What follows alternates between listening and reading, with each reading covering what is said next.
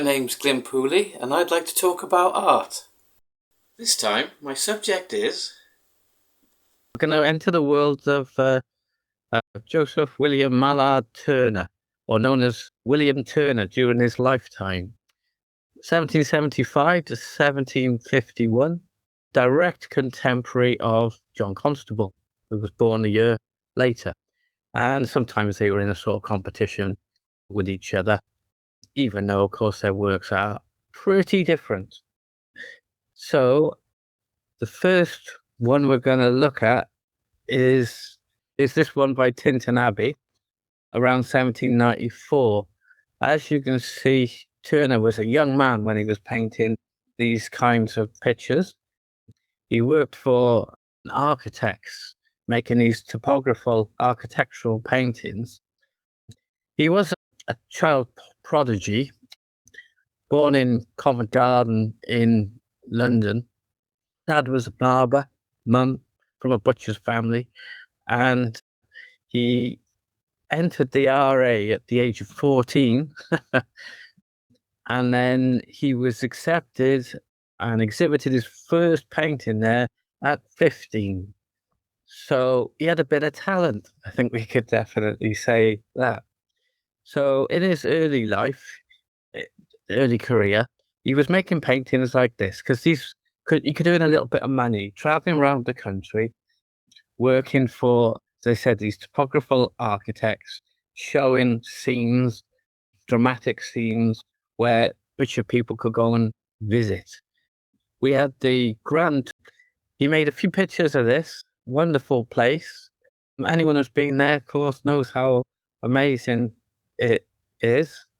And I've particularly drawn to this because many years ago, Cadu asked me to make a couple of pictures of Tinton Abbey, which they bought prints of, put them in their shop and put them next to Turner's.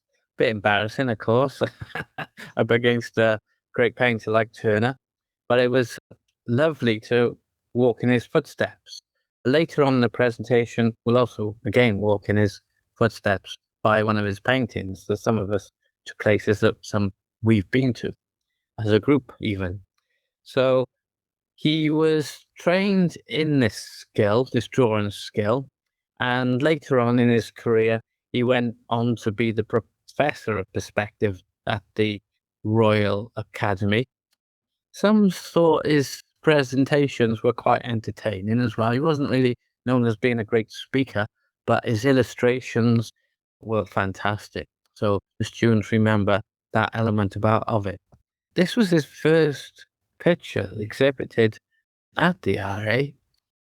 As you can see, incredibly accomplished, and it engages with some of the themes that he was particularly known for in his life.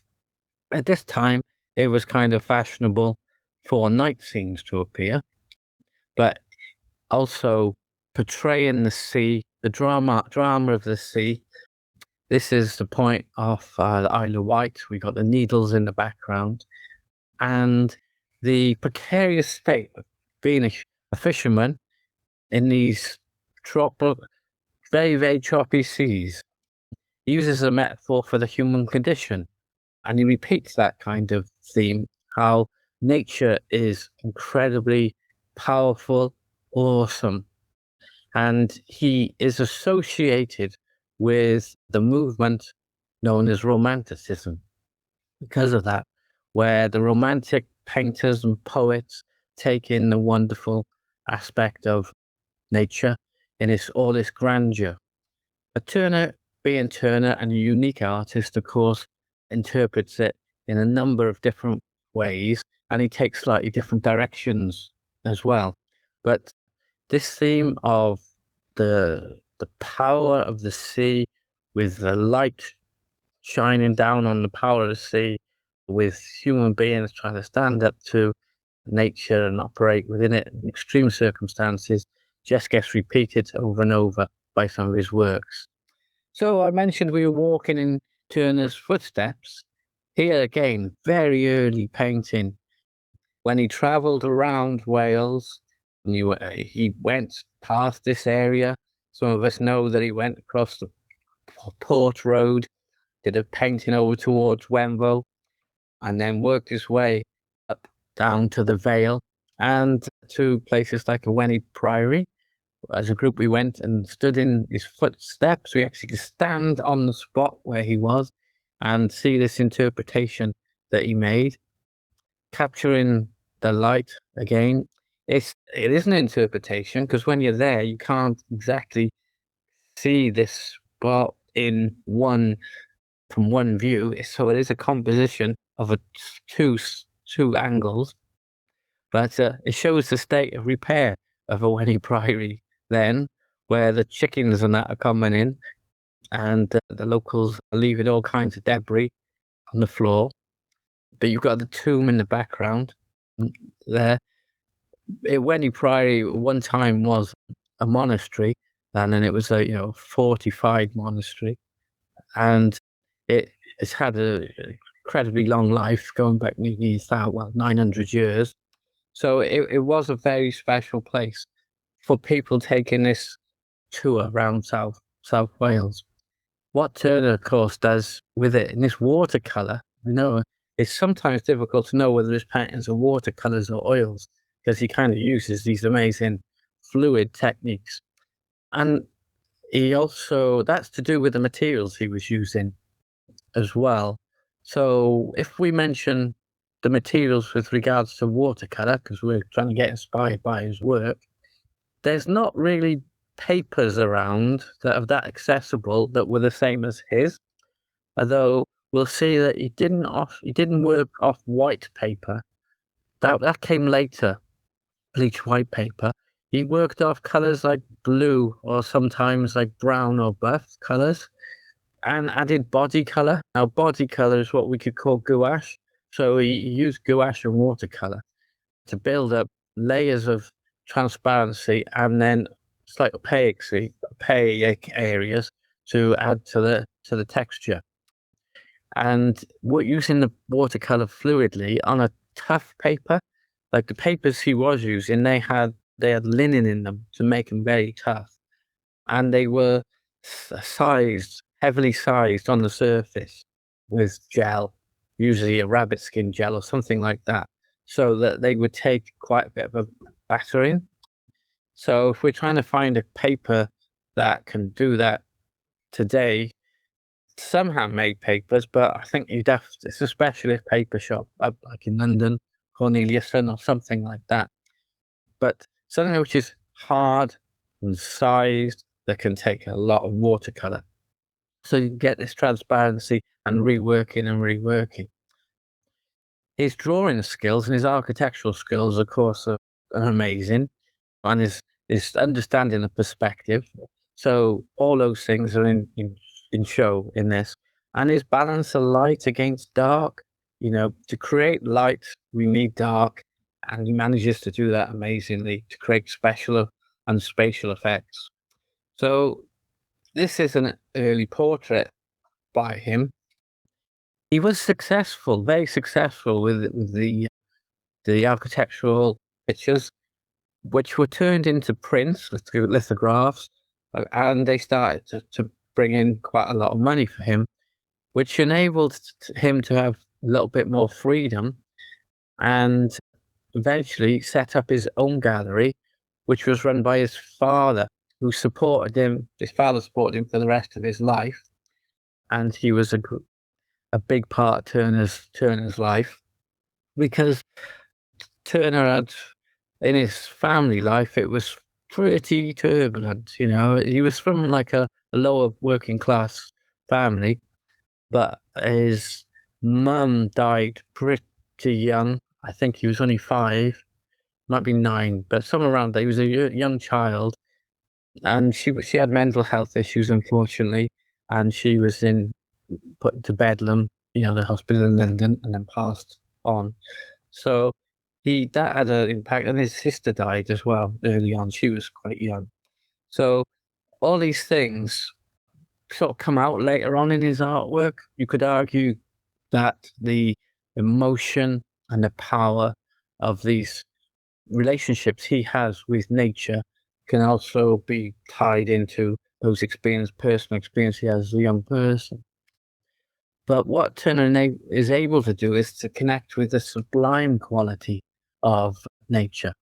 And this is a model, again, of how he works his compositions.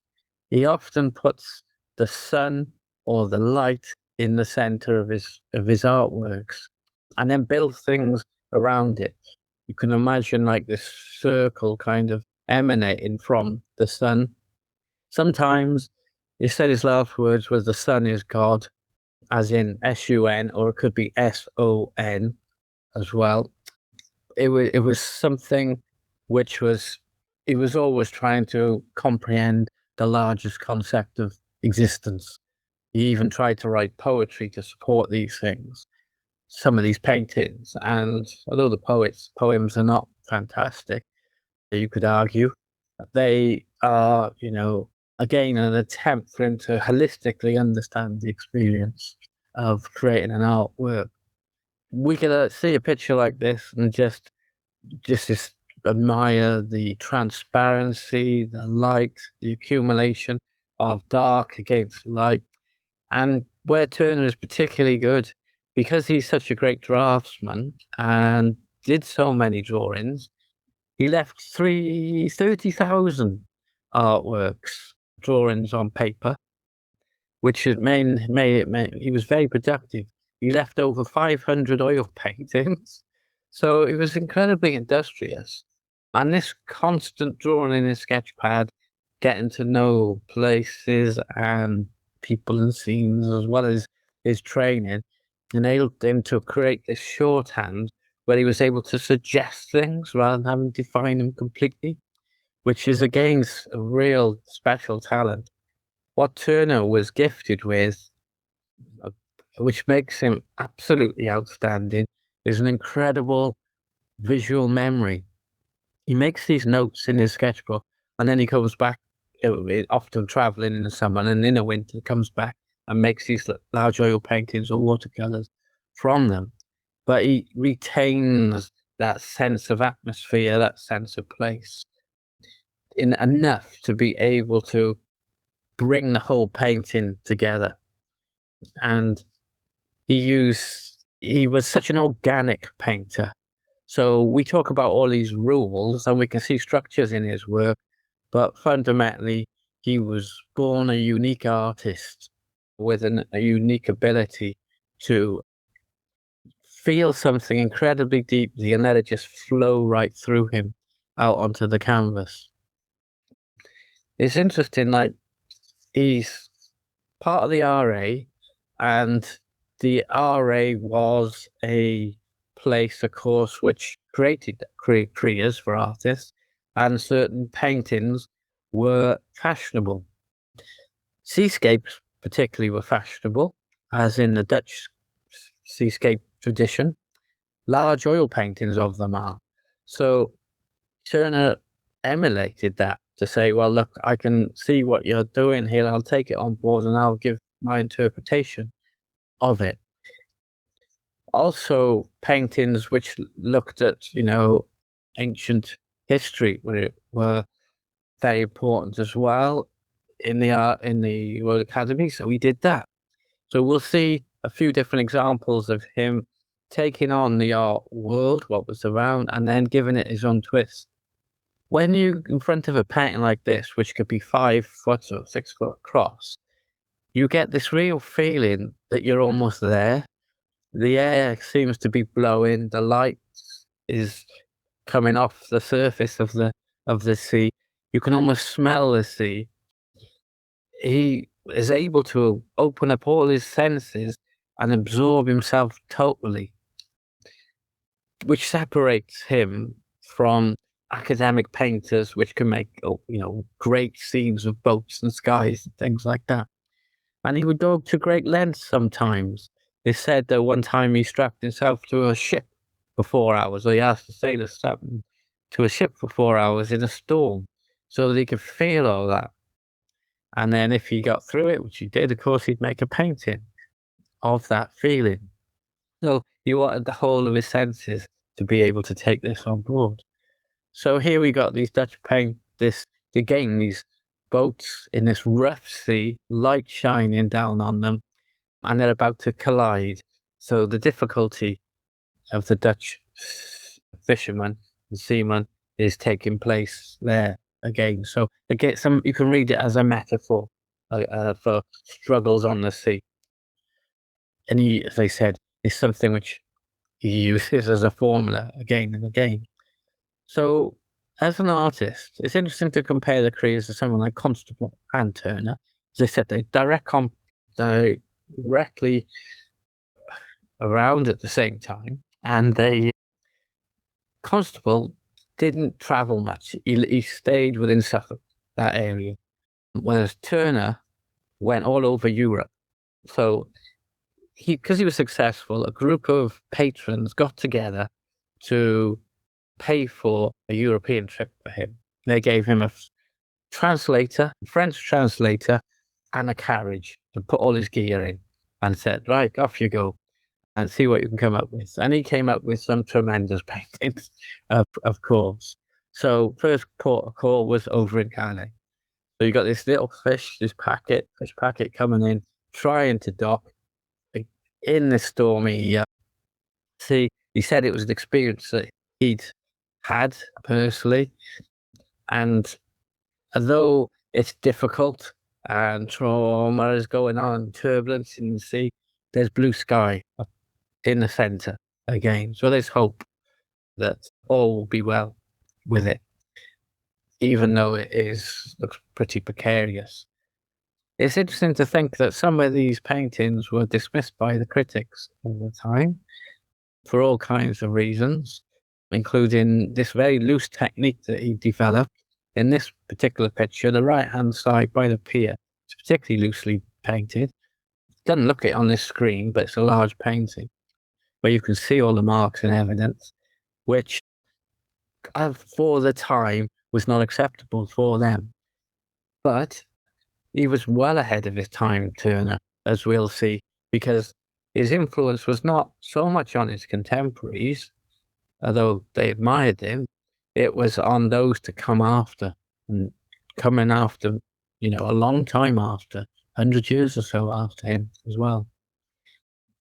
This is a combination now of his typographical architectural work and his painting. So there was the combination whereby he was earning money from the architectural work, but he was being encouraged by patrons to focus on his painting because they could see this as a quality in it. It's interesting that this is from Greenwich Park. We're looking towards London with St. Paul's in the distance there as the main focus up through the light of the river. Shows how quickly development happened around the London area. It's not a kind of view you would get to see these days. It would be a little bit more chock-a-block with concrete, I think you could say. But Turner was at a time when they were moving from more of a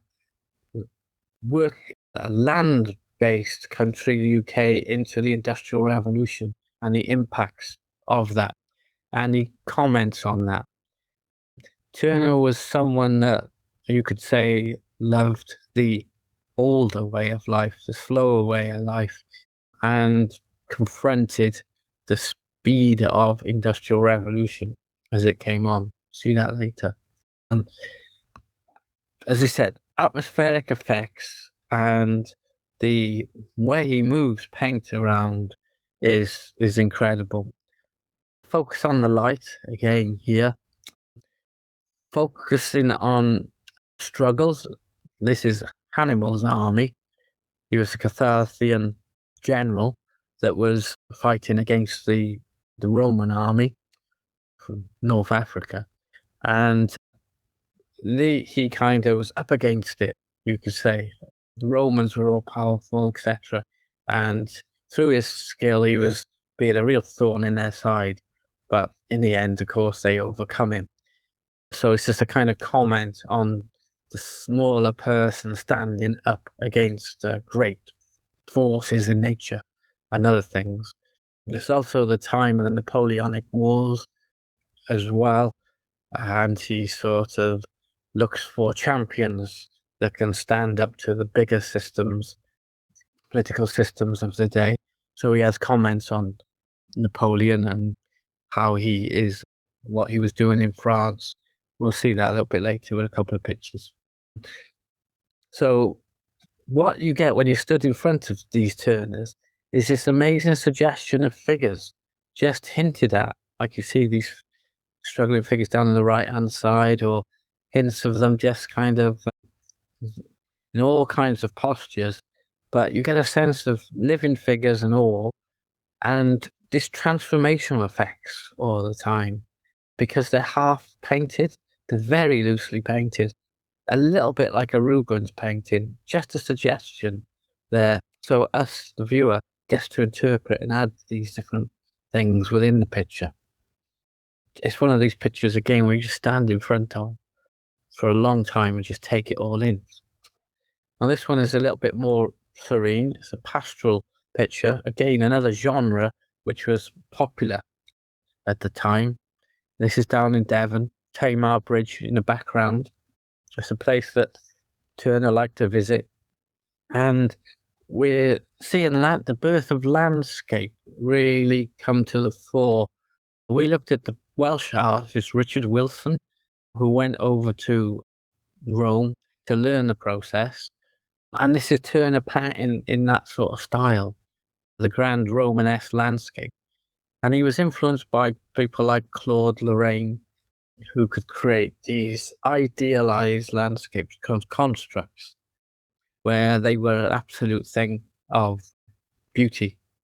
In this picture, of course, then you've got amazing light, you've got the balance of forms, you've got incredible distance being suggested through to the bridge and beyond. It's amazing handling of muted earth colours being subtly pushed around with these washes. Turner was an artist who experimented with all kinds of materials in his work as well, particularly his oil paintings. So, as well as the oil itself, and he would put all kinds of things in the mediums to try and make them create texture or to run a little bit further, like linseed oils, rapeseed oils, poppy seed oils. He would use certain kind of lead related pigments as well. He would use the color carmine, which was beautiful red, but very fugitive. So it would disappear over time. And that happened with quite a number of pictures by Turner. The reds disappear. So they're restorers, difficult for restorers at times to keep that lovely, tremendous light and color that he had in his original pictures, because he just felt it, he just felt it. Whatever worked in the moment for him, he would put it into his picture. One of the characteristics of the oils, though, is this texturing surface. So building up that texture, this could be waxes as well, like encaustic art, whereby they dry quick, it goes onto the surface like tempera, and then you can kind of put a wash over it, and it would be a suggestive wash. In watercolor, it's using things like oxgore, which runs very quickly, smoothly, and then the gum arabic, which dries slightly sticky and raised. So you've got a combination of something which will be runny and something which is raised and solid.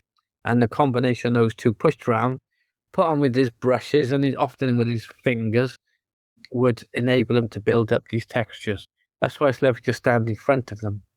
And we're so lucky that he left in his will so many of these paintings to the nation, and they're in the Claw Gallery in Tate Britain. It's called Tate Britain now, and the South Bank in London.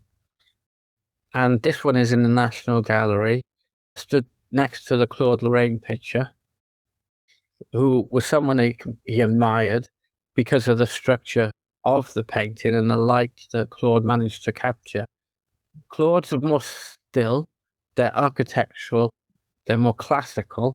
That's a different slightly tradition.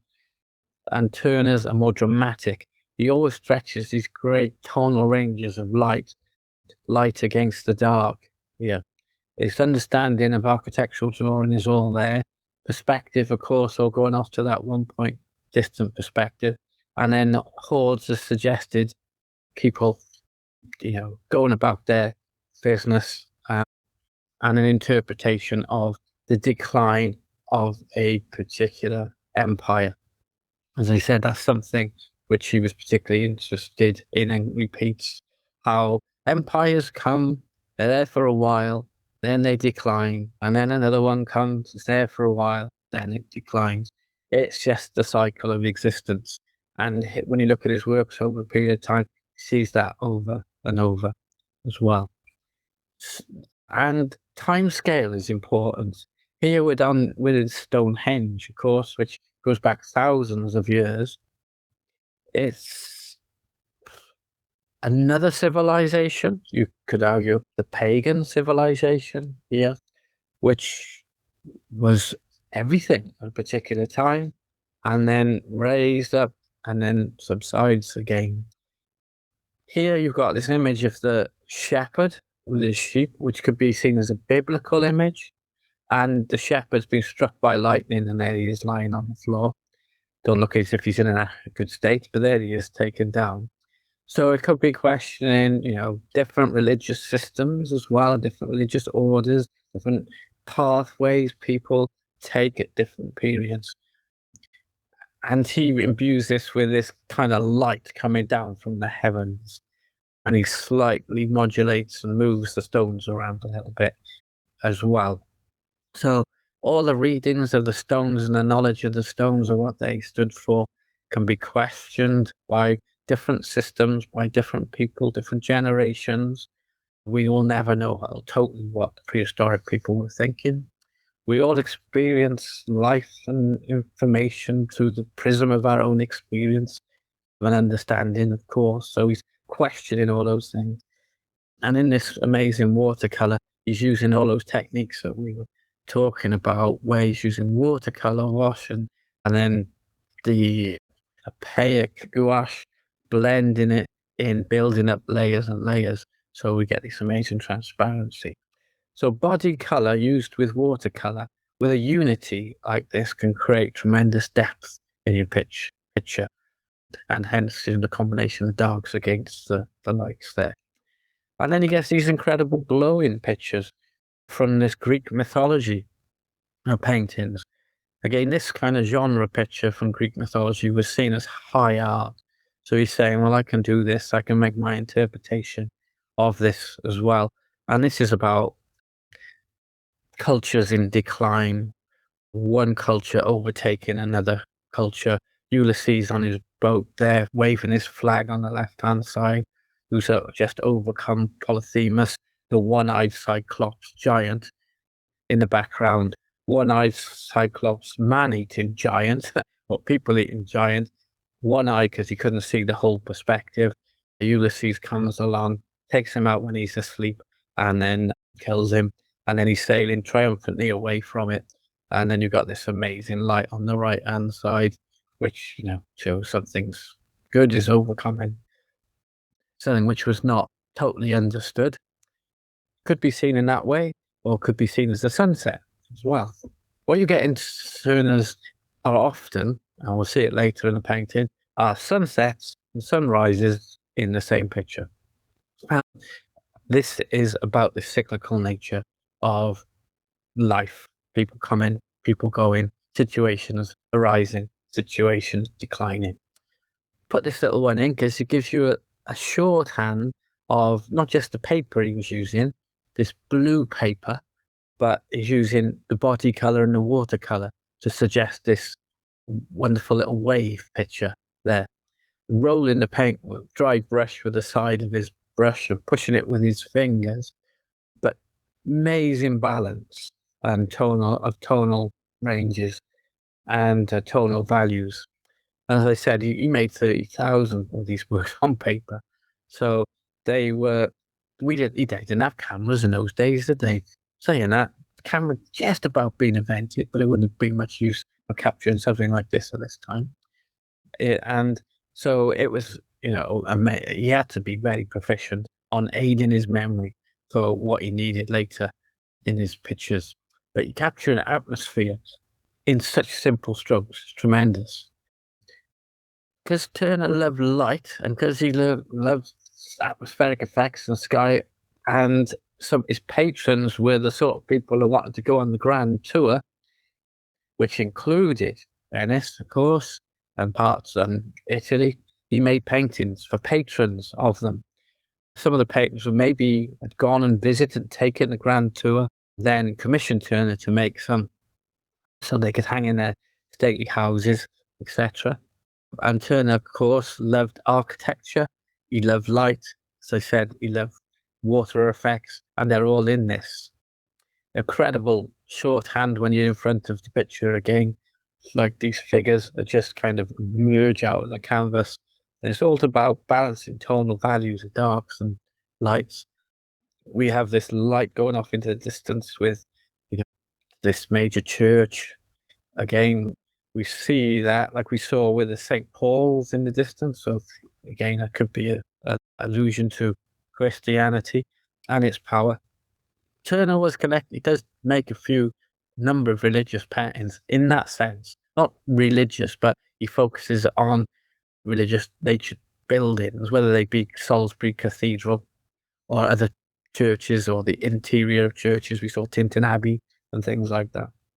So again, it's about civilizations come and going and what makes up civilizations and the holistic approach to it all. And this was obviously a very dramatic event. So Turner goes out and he makes these sketches and then makes a couple of paintings of it, getting incredible light in them. This wonderful combination of the warm orange red of the sky and the Parliament all up in flames, and then this cool blue contrast in it to enable that lovely red to come out. And as I said, with other presentations and the way when we talk about painting, if you have strong colors like this, it's a nice technique and useful technique to have earth colors to ground that, to pull it all together. And that's what he's doing here. You've got these earth colors in the foreground and in the center there with suggested figures pouring across the bridge there in their thousands, and in the foreground just hints of them there to create this cyclical, powerful painting. Feel the heat coming off that building. You can see the bits of debris flying through the sky. People are awestruck by it. They're out on their boats watching it, etc. It's almost apocalyptical, I think is the word. And this is another one where you go fire the House of Commons. It's like it's like something coming out of the cosmos, isn't it? It's so strong. And at the centre, you can just see what remains of the Parliament buildings, bridge running across to it. And then you start to see some steamships in the foreground, which is the modern age starting to come, the Industrial Revolution to come on board.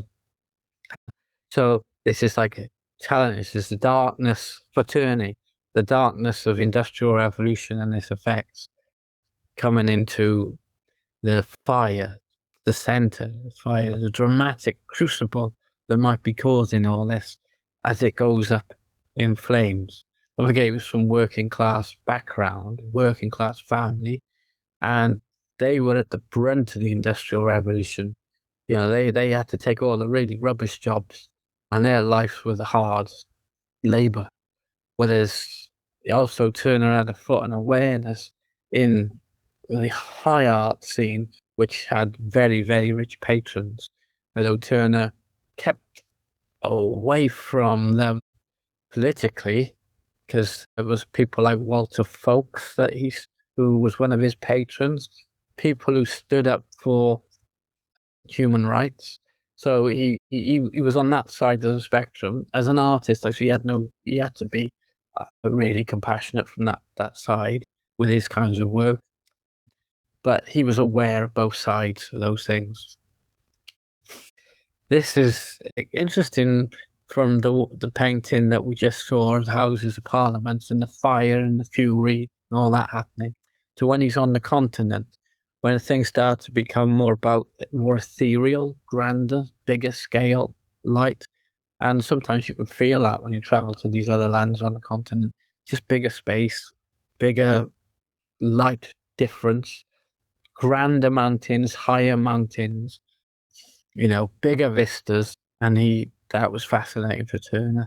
So he uses his own shorthand again to take on the subject in terms of seeing its shapes and its forms, but live in the romantic atmospheric effects, start to prioritize over the details of the architecture that we saw in his early pictures.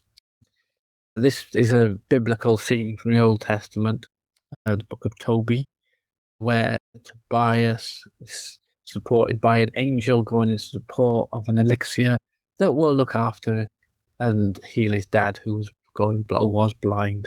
So lots of artists took that metaphor on and painted versions of being able to cure the blind through, something special.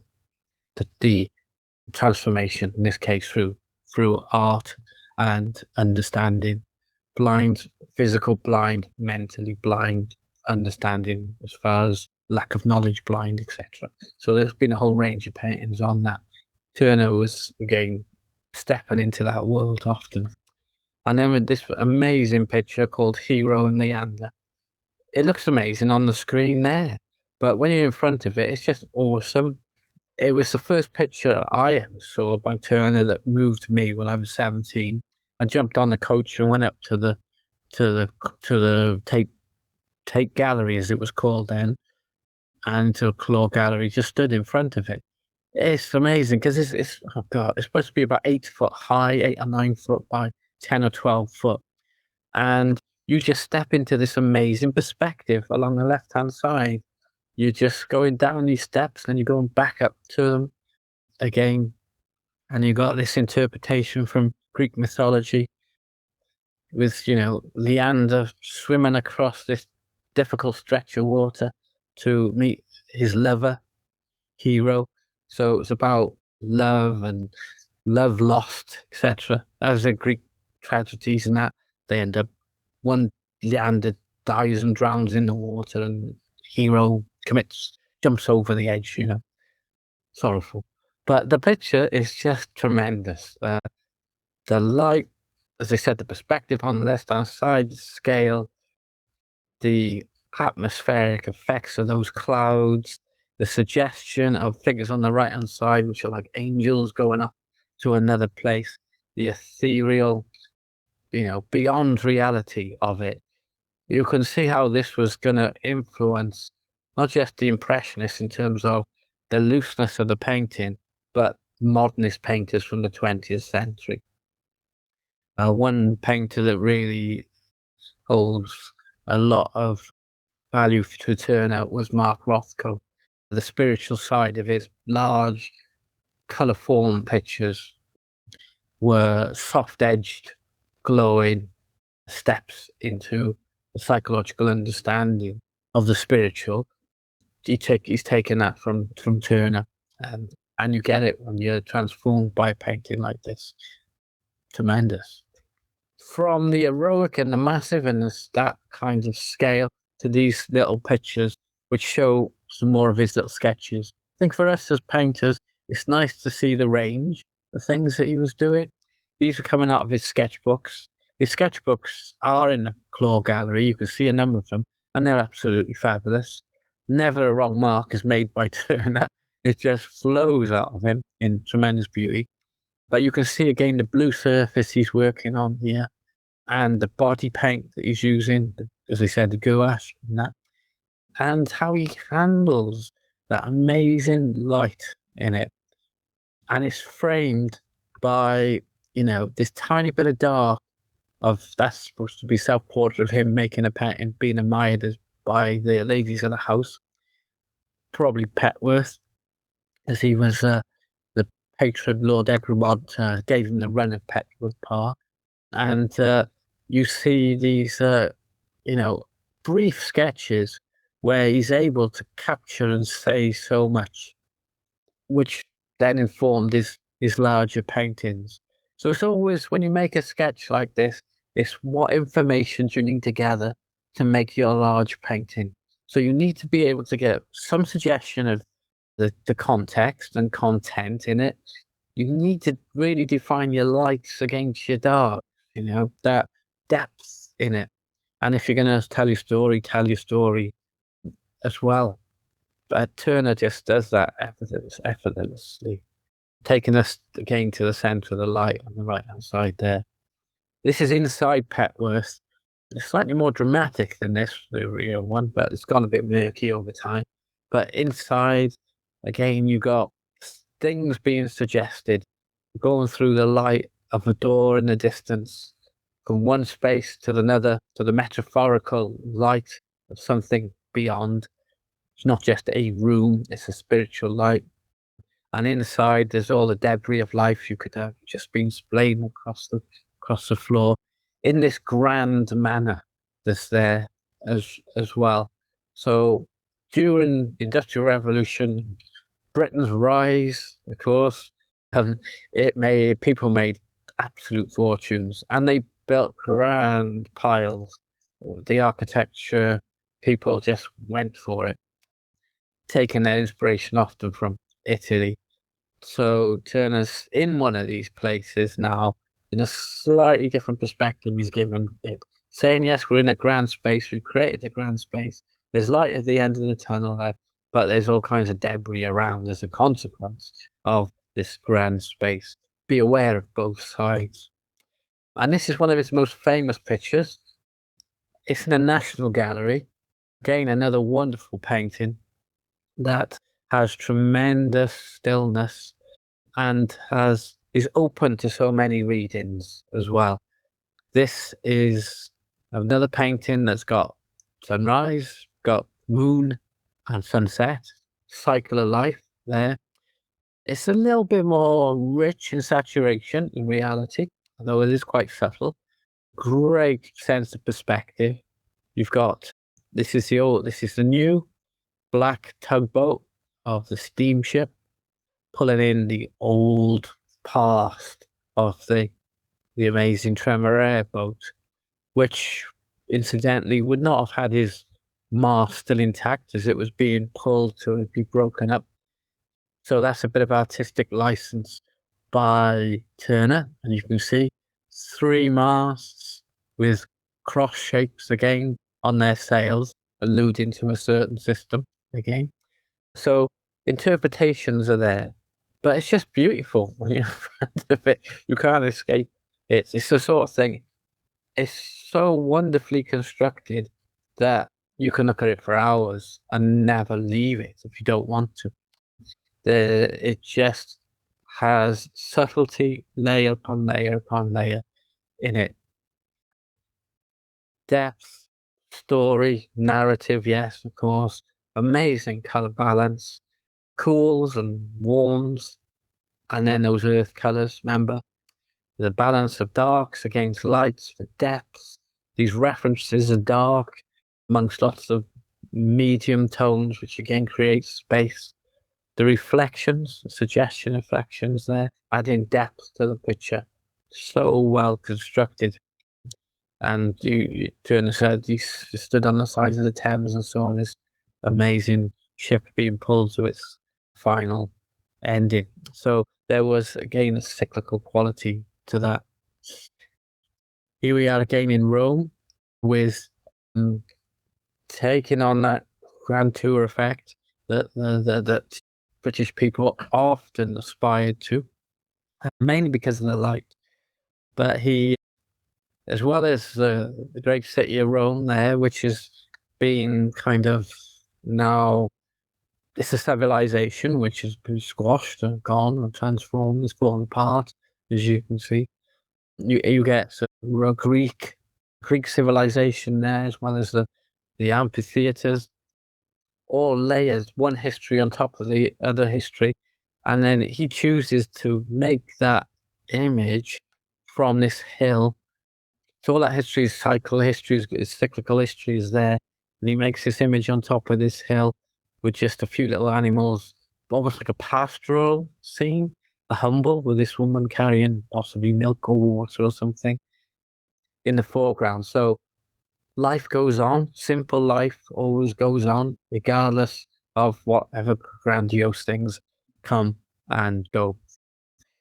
And Turner was not afraid to make paintings of contemporary issues, if you like, here. So, although he lost patrons for it, and it's understandable why, because this is the slave ship of 1840. The hot topic at this time would have been abolish slavery.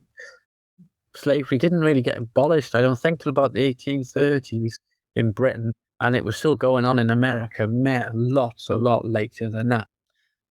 This was, a British ship captain that had gone over to the Caribbean with a cargo of slaves. Sounds credible these days. And they got caught in a typhoon.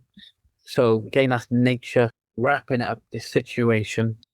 And the captain threw over 130 slaves to claim on the insurance. Yes, claim on the insurance.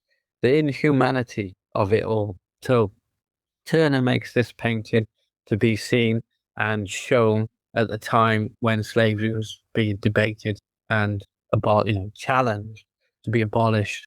You get all these figures caught in this, power of nature, twisted and gnarled, just with their hands just coming up above the sea, as well as some strange creatures in that sea as well. On the right hand side, you've got this giant fish that looks as if it's going to have a meal or two. So his imagination was running wild there. Better move on because we've got just a couple more. Again, I love the atmosphere in this kinds of pictures that he manages to achieve. The light, the swirl, this vortex quality that he's characteristically known for. You're seeing certain color palettes happening now with blues, warm earth colors, and the light with the light in the center. And this is the ship kind of running aground on shoal sea, shoal water. That just means low ground, and people there to warn them. So there's hope that there's someone there looking out for things that are going on in this thing called life, which is his general metaphor, up against this turbulence. Incredible. This picture, snowstorm, boat. Critics didn't like it at all. They you had to go at it at every opportunity. As you can see, his later pictures, and as come towards the end of his life, become much more atmospheric, much more about life, much more abstract. But he just picks the crucial, the essence of points of things. So you see this paddle boat just trying to get through this incredible storm, and nature's power is pushing it around and swirling it around, and they're hopeful that they will get through it. There's this kind of angel in the sky there, and the flags up just as, hope that they'll have enough to get the power they need to get through the rest of their journey. And this was also a case of Turner at this time. His dad had died and he'd had trouble in his personal life. Turner never married, although he did have two children. Well, a lady called, her name was Sanby, can't remember her first name. They say, or it could have been her niece.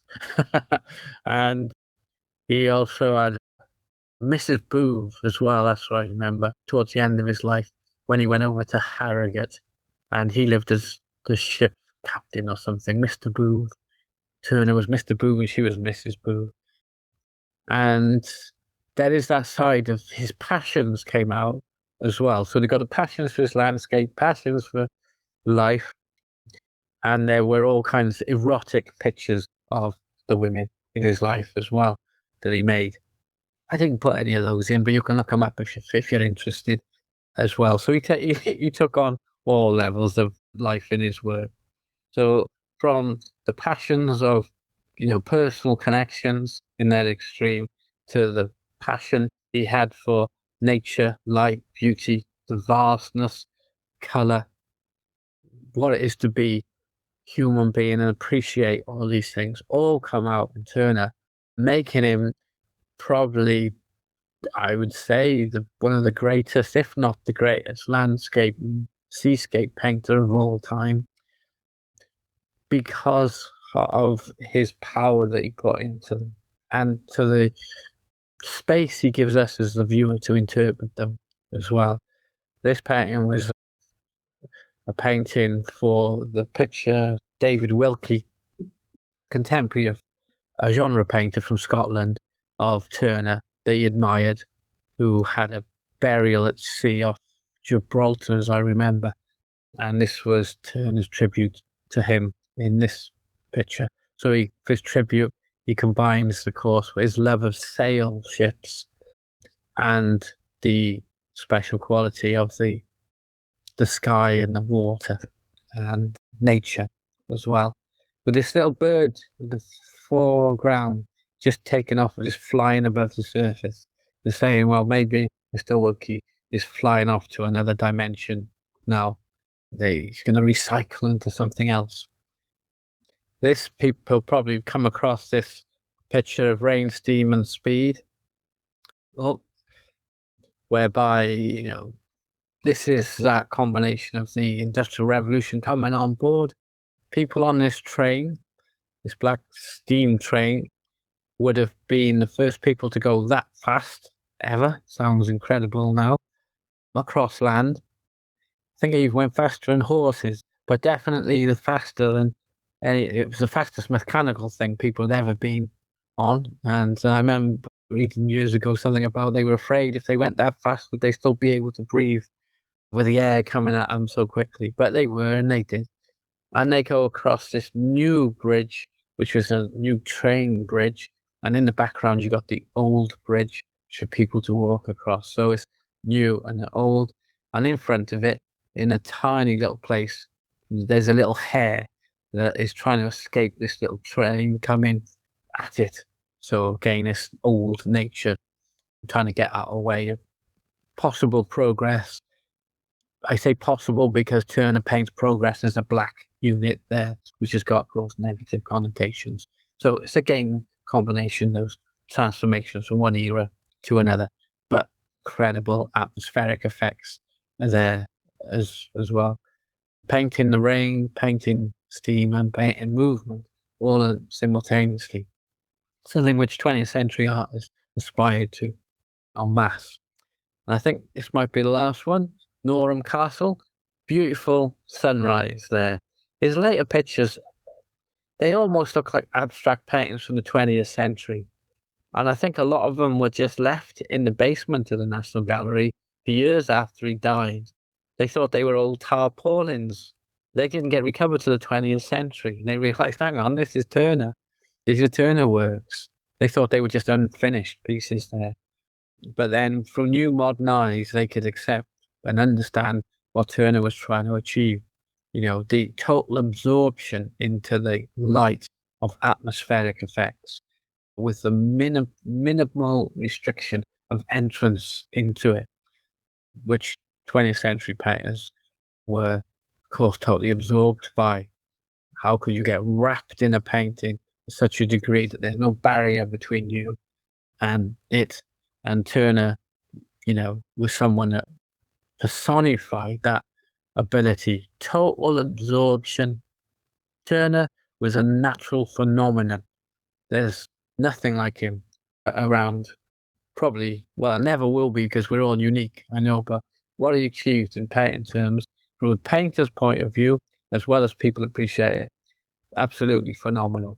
So it might just inspire us to consider those beautiful atmospheric effects of light that he created, or those different weather conditions that we might go out and paint in just to experience it, whether it be up in the moors, because that would influenced him, or whether it be up on a mountain or hill in Wales, or if you're abroad, you might be there, making some colour notes if you can, rather than just pictures on your phone, just to feel the rain on you while you're trying to work, and feel the wind blowing at you while you're trying to work, just to feel it through your pores, because that's what Turner was after, and then just letting that come through. And then, for materials, using different weights of paper, just heavy papers, tough papers, coloured papers as well, just to see how paint works on that. You consider your mark making and creating those textures. We talked about using ox gall for watercolour and gum arabic blending, rubbing waxes into the surface, or it's easy to do acrylics. If you like this video, don't forget to subscribe and click the bell notification.